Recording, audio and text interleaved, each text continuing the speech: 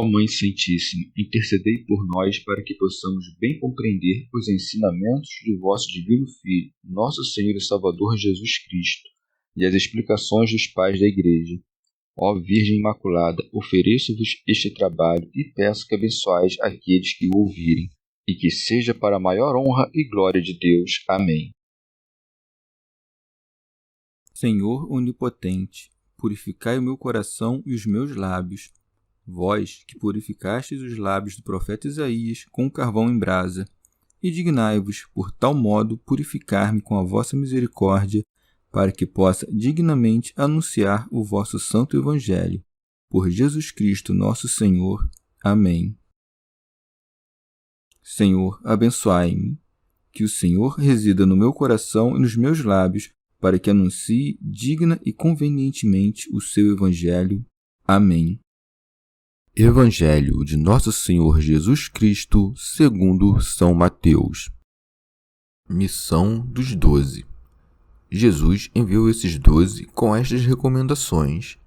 Dirigindo-vos a elas, proclamai que o reino dos céus está próximo. Curai os doentes, ressuscitai os mortos, purificai os leprosos, expulsai os demônios. Dai de graça o que de graça recebestes. Não leveis ouro, nem prata, nem dinheiro nos vossos cintos, nem alforje para o caminho, nem 2 túnicas, nem sandálias, nem cajado, pois o operário é digno do seu sustento. Quando entrardes numa cidade ou num povoado, procurai saber de alguém que seja digno, e permanecei ali até vos retirardes do lugar. Ao entrardes na casa, saudai-a dizendo: a paz seja nesta casa. E se for digna, deixe a vossa paz sobre ela. Se não for digna, volte a vós a vossa paz. Mas se alguém não vos receber e não dá ouvidos às vossas palavras, saí daquela casa ou daquela cidade e sacudi o pó de vossos pés. Em verdade vos digo, no dia do julgamento haverá menos rigor para Sodoma e Gomorra do que para aquela cidade. Comentários dos Pais da Igreja. Comentário de São Tomás de Aquino em forma de glosa. Depois de os ter ensinado aonde ir, diz o que devem pregar. Dirigindo-vos a elas, proclamai que o reino dos céus está próximo. Rabano Mauro. Aqui diz que se aproxima o reino dos céus pela fé que nos é dada pelo Criador invisível, não por um movimento dos elementos visíveis. Com razão, chamam-se santos do céu os que possuem a Deus pela fé e são amados pela caridade. São João Crisóstomo. Vede a grandeza do mistério, vede a dignidade dos apóstolos. Não lhes ordena que anunciem coisas sensíveis, como a Moisés e aos profetas, mas coisas novas e inesperadas. Estes anunciaram bens terrestres, os apóstolos anunciam o reino dos céus e todos os bens que ele contém. São Gregório Magno. Cristo atrelou milagres aos santos pregadores, para que essa virtude desse crédito às palavras e que uma pregação nova fosse acompanhada de obras novas. Por isso segue-se: curai os doentes, ressuscitai os mortos, purificai os leprosos, expulsai os demônios. São Jerônimo. Para que se acreditasse naqueles homens rústicos, sem ciência, iletrados, sem eloquência, que prometiam o reino dos céus, foi-lhes dado o poder de fazer milagres, a fim de que a grandeza dos sinais fosse uma prova da grandeza das promessas. Santo Hilário de Poitiers. O Senhor comunica todo o seu poder e toda a sua virtude aos apóstolos, a fim de que aqueles que tinham sido criados à imagem de Adão e à semelhança de Deus recebessem agora uma semelhança perfeita com Cristo e pudessem curar com essa participação no poder do Senhor todos os males que o instinto de Satanás havia introduzido no corpo de Adão. São Gregório Magno. Esses milagres foram necessários no princípio da Igreja, a fim de que a fé dos crentes crescesse, deveria ser alimentada com milagres. São João Crisóstomo. Depois, porém, pararam de ocorrer, quando a reverência pela fé se alastrou por todos os lugares. Se ocorreram depois, foram poucos e raros. Deus costuma fazer esses prodígios quando o mal chega ao seu extremo. É então que faz ver seu poder. São Gregório Magno. Entretanto, a Igreja faz todos os dias espiritualmente o que então faziam os apóstolos corporalmente. E esses milagres são maiores, porque restituem a vida não aos corpos, mas às almas. Remígio de Auxerre. Esses enfermos são os indolentes, que não têm forças para viver bem. Os leprosos são os cobertos da impureza das obras e dos deleites carnais. Os mortos são os que fazem as obras da morte. Os endemoniados, aqueles que estão sujeitos ao poder do diabo. São Jerônimo. E porque os dons espirituais se envilecem quando mediados por uma recompensa temporal, condena a avareza acrescentando: dai de graça o que de graça recebestes, como se dissesse: eu, vosso mestre e senhor, dei-vos sem cobrar nada, logo, dai também sem nada cobrar. Comentário de São Tomás de Aquino em forma de glosa. Disse isso para que Judas, que levava a bolsa, não se valesse desse poder para acumular dinheiro e, ao mesmo tempo, para condenar a perfídia herética dos simoníacos. São Gregório Magno previa que não faltariam aqueles que desviariam o dom do Espírito Santo como objeto de comércio, colocando o dom de fazer milagres a serviço de sua avareza. São João Crisóstomo. Vede que se preocupa tanto com a diligência dos costumes quanto com os milagres, mostrando que os milagres sem ela nada são. Vede também como impede a soberba, dizendo: de graça recebestes, e como previne a impureza do amor ao dinheiro, dizendo: dai de graça.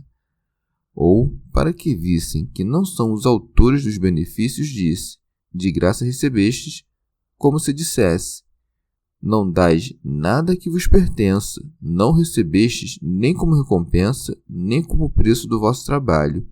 E como é uma graça que vos dei, dai-a como a haveis recebido, pois jamais encontrareis um preço que corresponda ao seu valor. Depois de proibir o tráfico das coisas espirituais, consequentemente arranca a raiz de todos os males com as palavras: não leveis ouro nem prata nos vossos cintos. São Jerônimo. Se a finalidade a que se propõe pregando o Evangelho não é receber uma recompensa pecuniária, é supérflua a posse de ouro, prata ou outra moeda, pois então o objetivo da pregação não seria a salvação dos homens, mas o amor ao dinheiro. São João Crisóstomo. Por esse preceito, primeiro impede qualquer suspeita sobre seus discípulos, depois liberta-os de todo cuidado para que possam entregar-se inteiramente à pregação da palavra de Deus. Em terceiro lugar, ensina-lhes até onde vai seu poder, pois mais tarde lhes diz: quando eu vos mandei sem bolsa, sem alforje, sem sandálias, faltou-vos, porventura, alguma coisa? São Jerônimo. Não é excessivo proibir as riquezas representadas pelo ouro, pela prata e pela moeda, e até o que é necessário para a vida. Ele quer que os apóstolos, doutores da verdadeira religião, que deviam ensinar que o governo da providência divina se estende a tudo, mostrem-se eles mesmos sem preocupações com amanhã. Comentário de São Tomás de Aquino em forma de glosa. Por isso, acrescenta: nem dinheiro nos vossos cintos. Há duas espécies de coisas necessárias. Uma que serve para comprar o necessário, significada pelo dinheiro na cintura, outra necessária em si mesma, representada pelo alforje. São Jerônimo. Com as palavras nem alforje para o caminho, censura os filósofos conhecidos vulgarmente por bactroperitas, que, desprezando o mundo e tendo todas as coisas por nada, levam consigo suas provisões. Segue-se nem duas túnicas. Essas duas túnicas parecem-me significar duas vestimentas completas, não diz aos que vivem na Sítia ou em regiões com clima glacial que usem apenas uma túnica, mas pela túnica entende uma única vestimenta, ordenando que não tenham outra de reserva por medo do futuro. Segue-se, nem sandálias. O próprio Platão proíbe cobrir as duas extremidades do corpo para impedir que se enfraqueçam a cabeça e os pés, porque quando estas partes têm vigor e firmeza, também as outras partes do corpo tornam-se mais robustas. Segue-se, nem cajado, porque se temos o auxílio do Senhor, que necessidade teríamos da proteção de um bastão? Remígio de Auxerre. Manifesta-nos o Senhor com estas palavras, que chama os santos pregadores novamente à dignidade do primeiro homem, que, enquanto possuía os bens celestiais, jamais desejou os terrenos, e que somente preocupou-se com eles quando perdeu aqueles pelo pecado. São João Crisóstomo. Feliz esta comutação! Em troca do ouro, da prata e das coisas semelhantes, receberam o poder de curar os enfermos, ressuscitar os mortos e coisas semelhantes. Por isso, não lhes diz desde o princípio que não possuam ouro nem prata, mas só quando lhes manda limpar os leprosos e expulsar os demônios. Vemos assim que, de homens, fê-los, por assim dizer, anjos, deixando-os livres de todo cuidado com as coisas desta vida, a fim de que só cuidassem da instrução. E mesmo deste cuidado, dispensa-os, dizendo-lhes: não fiqueis preocupados em saber como ou o que haveis de falar. Assim, o que lhes parece pesado e difícil, ser-lhes-á muito leve e fácil.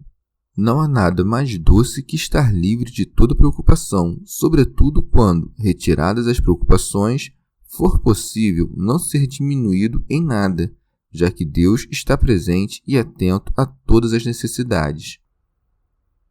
São Jerônimo.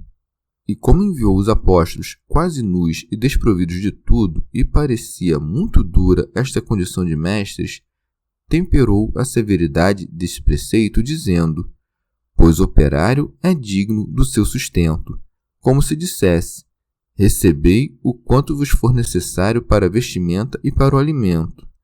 É o que diz o apóstolo: tendo, pois, os alimentos necessários e com que nos cobrir, contentemo-nos com isto.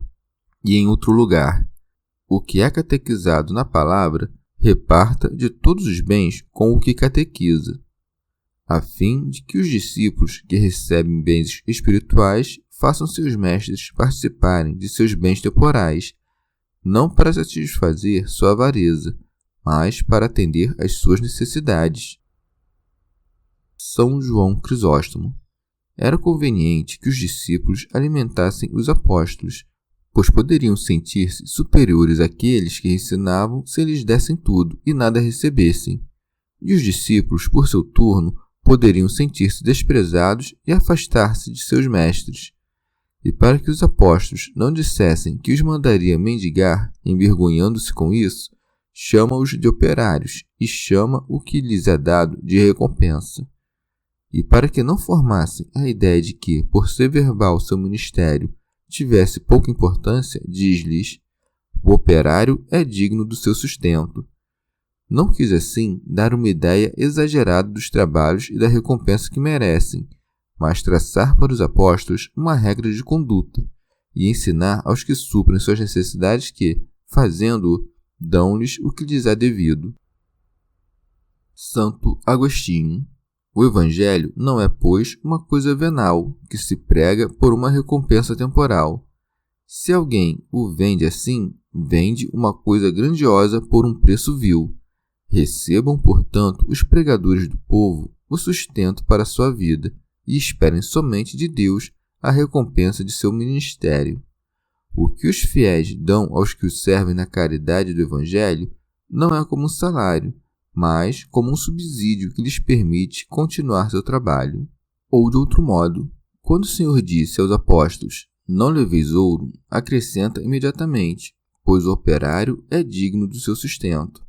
Estas palavras deixam claro porque o Senhor não quer que eles tenham ou levem consigo dinheiro, não porque ele não seja necessário para o sustento de suas vidas, mas para que compreendam que os enviou de tal forma que seu sustento lhes era devido por aqueles a quem anunciavam o Evangelho, como o soldo é devido àqueles que combatem. Vemos também aqui que o Senhor não ordena aos que anunciam o Evangelho que vivam unicamente das ofertas daqueles que evangelizam. Se fosse assim, aliás, Paulo não poderia ter vivido do trabalho de suas mãos. O que ele fez foi dar aos apóstolos um poder, e isto justificava que recebessem os donativos dos que evangelizavam. Quando o Senhor impõe um preceito, não o cumprir é uma desobediência formal, mas é permitido não usar um poder que ele dá e renunciar a ele como a um direito outorgado. O Senhor quer, portanto, estabelecer que aqueles que anunciam o Evangelho têm o direito de viver do Evangelho, e ordena aos seus apóstolos que não se preocupem em ter as coisas necessárias à vida, nem grandes nem pequenas. Por isso acrescenta, nem cajado, para indicar aos fiéis que estavam obrigados a dar-lhes não o supérfluo, mas o necessário. A palavra cajado significa o poder, conforme é dito em Marcos. Recomendou-lhes que nada levassem para o caminho, a não ser um cajado apenas. E quando em Mateus ele proíbe levar calçados, é por querer que estejam livres de qualquer preocupação, pois não se pensa em levar consigo senão o que se receia que falte. Deve-se entender o mesmo do que é dito das duas túnicas. Proíbe-lhes de levar outra além da que vestem, a fim de precaverem-se quanto às necessidades da viagem, pois que têm o direito de receber o necessário. Em Marcos, Nosso Senhor permite-lhes calçar sandálias, e esse calçado tem necessariamente um significado místico. Como elas deixam os pés descobertos em cima, enquanto protege-os embaixo, significa que o Evangelho não deve ser mantido em segredo e que não se deve apoiar em interesses temporais. No mesmo lugar, proíbe-lhes expressamente não só de levar duas túnicas, mas de vesti-las, para ordenar-lhes que fujam de toda duplicidade e que sejam sempre simples em sua conduta. É, portanto, incontestável que o Senhor disse tudo aquilo que os evangelistas narram, ora em sentido literal, ora em sentido figurado. Uns narraram uma parte do seu discurso, outros uma outra. E agora, quem pretender que o Senhor não poderia, na mesma passagem, ter falado alguma coisa em sentido figurado e outras em sentido literal, lance os olhos sobre as outras partes do Evangelho e vai se convencer de que essa opinião é não só temerária, como pouco esclarecida, pois quando o Senhor recomenda que a mão esquerda ignore o que faz a mão direita, será forçado a tomar no sentido figurado as esmolas e tudo que é matéria desse mandamento. São Jerônimo. Demos seu sentido histórico. Vejamos agora seu sentido místico. Não é lícito que os mestres possuam ouro, prata ou dinheiro na cintura. Vemos que o ouro frequentemente significa a inteligência, a prata significa a palavra, o dinheiro a voz. Ora, não podemos receber essas três coisas de nenhum homem, pois é Deus quem nos dá, nem dar ouvidos aos ensinamentos dos heréticos, dos filósofos ou de outras doutrinas perversas. Santo Hilário de Poitiers. A cintura é uma das coisas necessárias a quem exerce algum ofício e torna seu trabalho mais livre. Proibir de levar dinheiro na cintura equivale a proibir toda venalidade no exercício do ministério. Não levar alforje pelo caminho significa deixar de lado toda preocupação com as necessidades temporais, pois todo tesouro terrestre é pernicioso ao coração, porque onde está nosso tesouro, ali estará nosso coração. Diz também nem duas túnicas, pois basta uma só túnica àqueles que se revestiram de Cristo. Depois de ter recebido a inteligência da fé, deve-se rejeitar as vestimentas que apresentam os hereges ou a antiga lei. Nem sandálias, porque numa terra santa e desembaraçada dos espinhos e aguilhões dos pecados, como foi dito a Moisés, não devemos ter nenhum outro preparo para andar, senão aquele que recebemos de Cristo. São Jerônimo. Ou então, o Senhor nos ensina a não ter nossos pés encadeados pelos laços da morte, mas a entrarmos despojados na Terra Santa, não levar bastão que se poderia transformar em serpente, nem apoiar-se em nenhum socorro da carne, pois um bastão ou uma vara são caniços frágeis, que se rompem ao menor esforço e ferem a mão de quem se apoia neles. Santo Hilário de Poitiers. Ademais, não temos necessidade de nenhum outro poder, nós que temos nas mãos a vara que saiu da raiz de Jessé. São João Crisóstomo. O Senhor disse mais acima: o operário é digno do seu sustento. Não se deve pensar, por isso, que todas as portas estivessem abertas para os discípulos. Ao contrário, ordena-lhes ter muito cuidado ao escolher onde se hospedariam. Quando entrardes numa cidade ou num povoado, procurai saber de alguém que seja digno. São Jerônimo. Os apóstolos, ao entrarem em uma cidade nova para eles, não poderiam saber que tipo de pessoas haveria ali. Sua escolha deveria, portanto, basear-se na opinião geral e no julgamento dos vizinhos, a fim de que a dignidade do pregador não fosse comprometida por quem o acolhesse. São João Crisóstomo. Por que então o Senhor aceitou a hospitalidade de um publicano? Porque esse publicano tinha se tornado digno pela conversão. Ora, essa maneira de agir era não somente para a glória dos apóstolos, mas também para o seu sustento. Se alguém é digno, dar-lhes-á o que precisam, especialmente se não pedem mais do que o necessário. Observai como, ao mesmo tempo que os despoja de tudo, dá-lhes tudo, permitindo que fiquem na casa daqueles a quem ensinam. Assim, ficavam livres de toda solicitude. E como não levavam nada consigo, não pediam mais do que o necessário e não entravam indistintamente na casa de todos, persuadiam mais facilmente a todos de que vinham apenas para a sua salvação. O Senhor queria que os seus apóstolos brilhassem mais pelas virtudes que por seus milagres, e um sinal muito evidente de virtude é renunciar a todo o supérfluo. São Jerônimo. Aquele que foi escolhido para hospedá-los não lhes faz um favor, mas o recebe, e diz que ele é digno, pois deve compreender que receber a graça é mais do que dar. São João Crisóstomo. Notai que não lhes dá ainda todas as coisas, não lhes dá o conhecimento das pessoas dignas, mas ordena que se informem.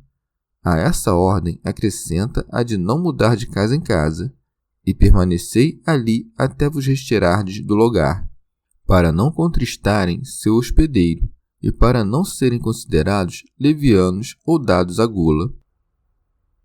Santo Ambrósio. Não é sem motivo que ordena aos apóstolos escolherem a casa em que ficarão, mas a fim de que não tenham motivo para mudar de hospedagem.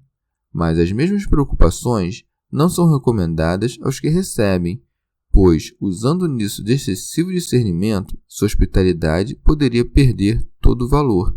Segue-se. Ao entrardes na casa, saudai-a dizendo: a paz seja nesta casa. Comentário de São Tomás de Aquino em forma de glosa. Como se dissesse: pedi a paz para vosso hóspede, a fim de adormecer nele toda repugnância contra a verdade. São Jerônimo.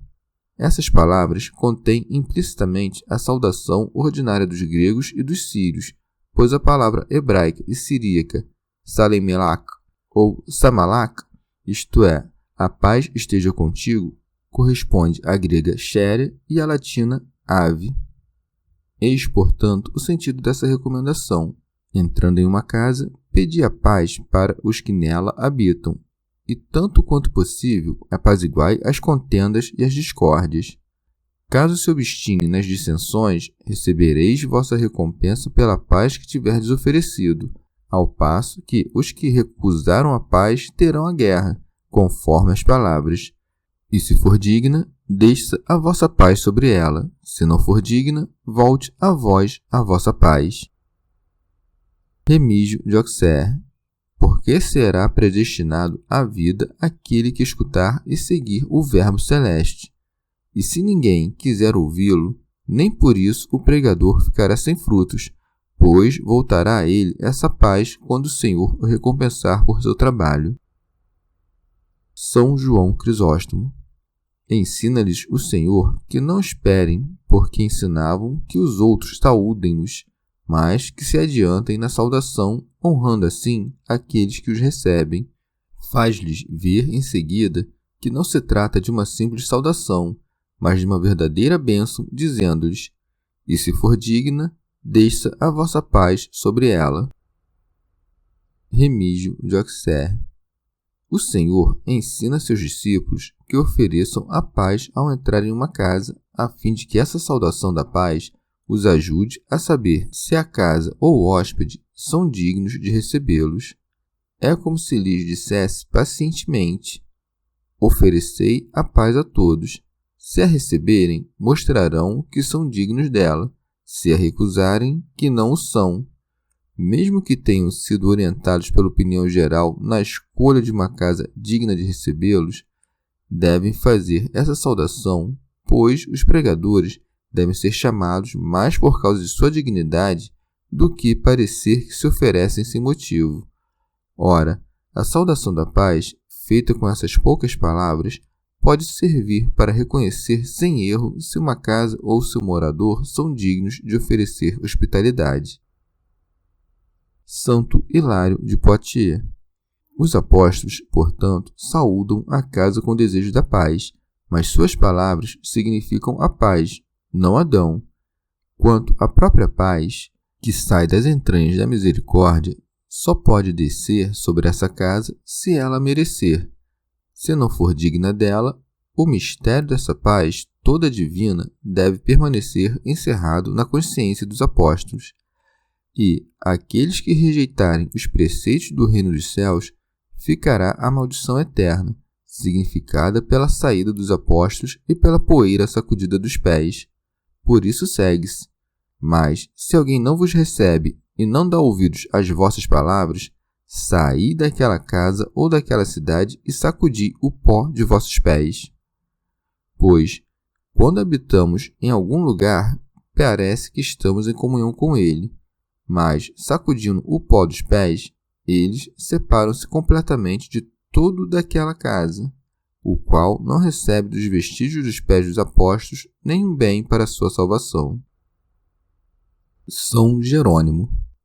Eles sacodem o pó de seus pés em testemunho de seus trabalhos, e para atestar que entraram naquela cidade e que o anúncio do Evangelho chegou aos seus habitantes.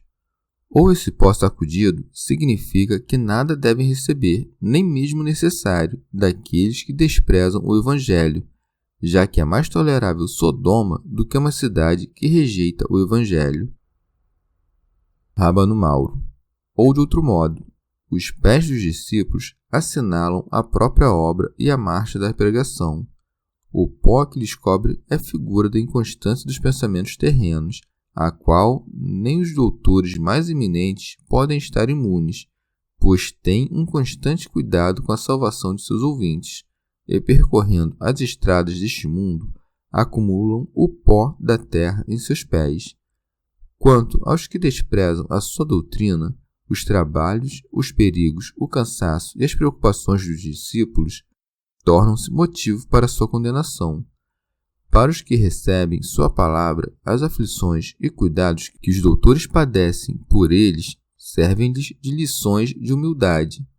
E para que não pensem que é leve a falta de não receber os apóstolos, acrescenta: em verdade vos digo, no dia do julgamento haverá menos rigor para Sodoma e Gomorra do que para aquela cidade. São Jerônimo. Porque não se pregou em Sodoma e em Gomorra, e esta cidade, que ouvia a pregação, não recebeu o Evangelho. Remígio de Auxerre. Ou também porque os habitantes de Sodoma e Gomorra, mergulhados em seus vícios carnais, exerciam a hospitalidade, embora seus hóspedes não fossem da qualidade dos apóstolos. São Jerônimo.